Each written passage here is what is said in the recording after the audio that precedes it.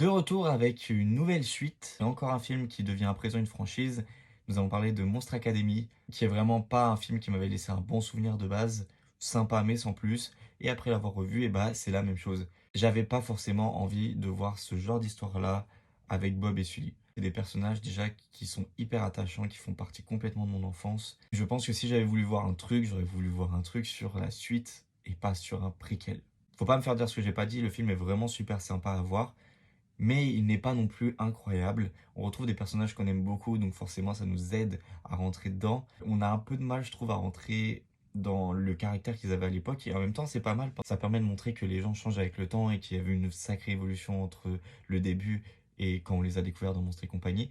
Bon, il y a deux, trois incohérences qui sont pas très très graves. Le relationnel avec Léon, que je trouve très bizarre parce qu'en fait, ça aurait pu être mieux fait.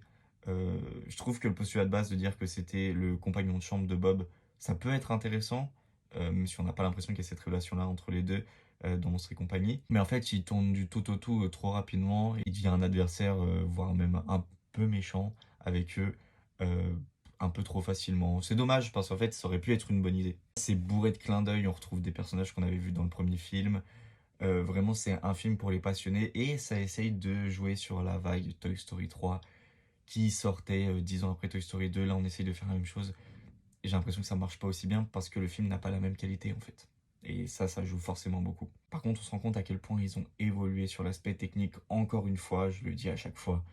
Mais on l'avait vu avec Toy Story 3, là on le voit aussi avec Monster Academy. Si on compare au premier film, on voit clairement la différence. C'est pas du tout un film à jeter, hein, mais c'est un film vraiment milieu de tableau.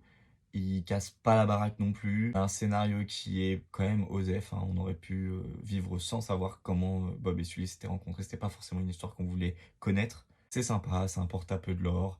C'est un univers que j'apprécie beaucoup. Donc si comme moi t'apprécies Monstre et compagnie et que t'as jamais vu celui-là, ça peut être une bonne expérience quand même. N'hésite pas à me dire ce que t'as pensé du film.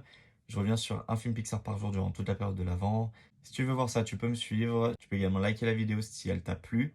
Je te remercie et je te dis à demain.